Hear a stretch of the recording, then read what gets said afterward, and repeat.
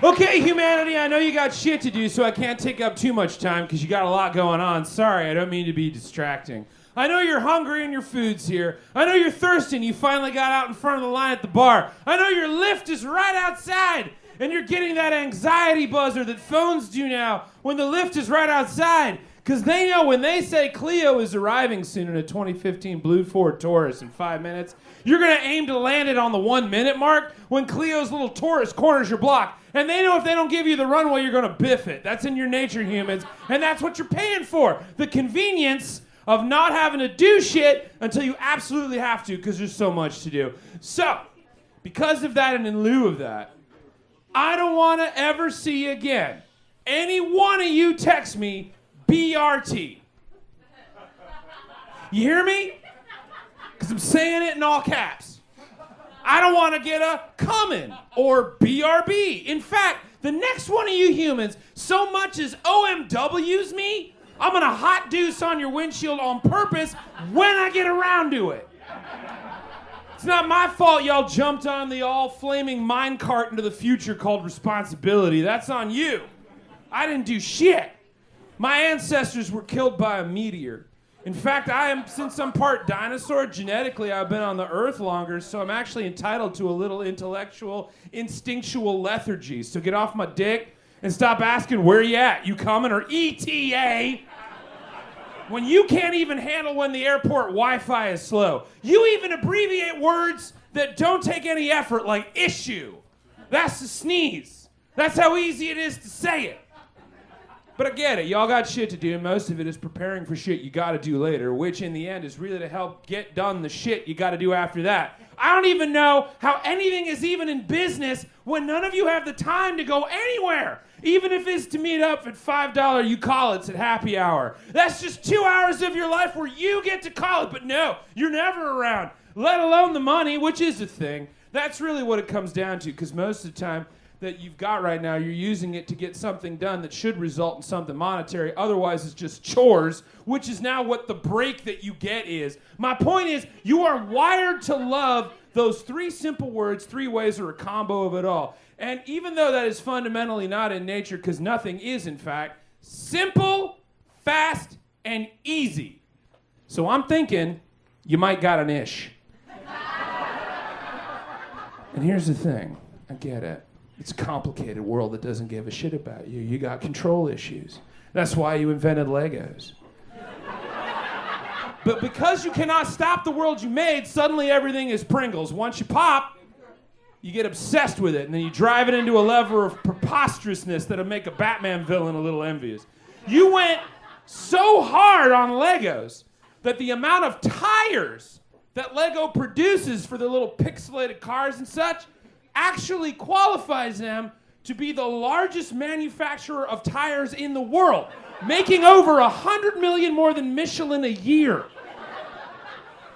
You affect the world when you go Pringles, humans. How am I ever supposed to chill out? Now that I have your elusive attention.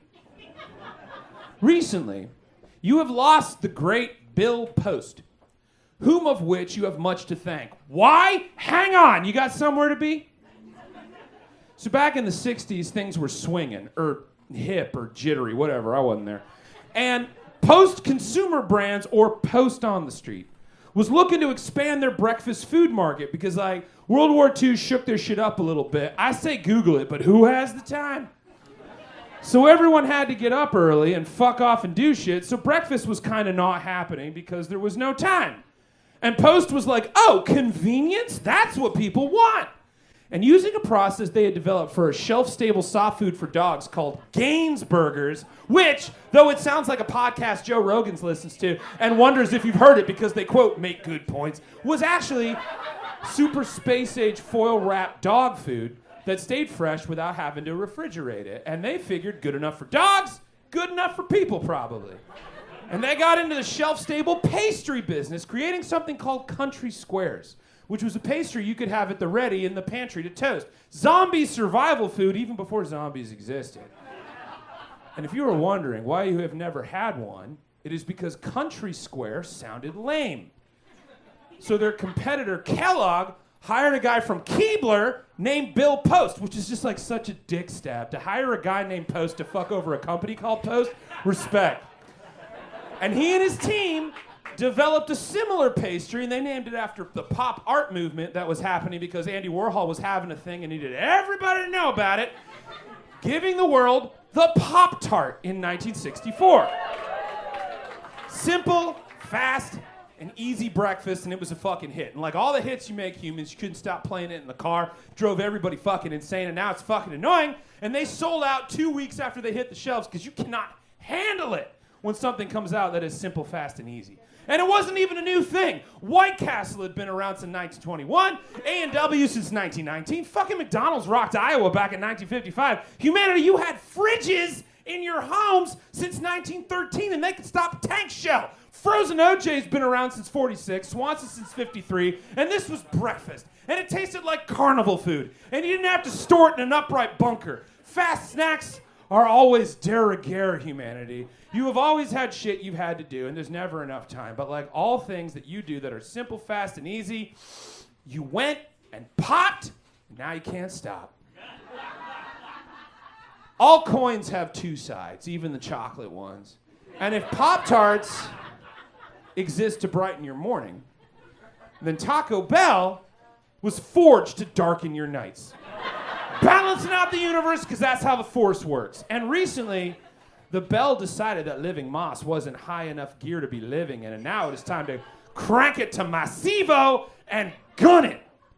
Along with the remastered Cravings menu, now they have the Cantina Chicken menu, street chalupas, a dippable enchilada, chicken nuggets, which I'm pretty sure is against the law to be in a Taco Bell, and the biggest affront to all that is nature, the Crispinata, an unholy union of chicken and queso inside a fucking crispy shell with ranch dipping spots, just to spite God. After all this time, Pop-Tarts and Taco Bell were two halves of the same delicious processed coin we all love, but with a stalwart void in between, for never the twain shall meet. We remember where we were April 9th, 2018, when Good Mythical Morning made a Taco Bell Pop-Tart with fire sauce glaze, and I think they all died, guys. I think that's real. It's not, but like for a minute, right? And now here we are, the Crispinata, a fucking Taco Bell Pop-Tart. Unclean! Unclean! I decry you back to the pit. There is not a level of hell worthy of ye, demon, but it doesn't stop there because we must have dessert, mummy. A Mountain Dew Baja Blast gelato that to even comprehend would put you in a fugue state. And yet another collab with Cinnabon for the Dulce de Leche Cinnabon Delight. Whilst meanwhile across the border, Wendy's also partnered up with Cinnabon for the first time with the Cinnabon pull-apart breakfast item, corralling a gaggle of Cinnabon minions and glazing them with cream cheese frosting in a to-go cup because French toast is too fucking complicated. Who has the fucking time? On the go we go, humans.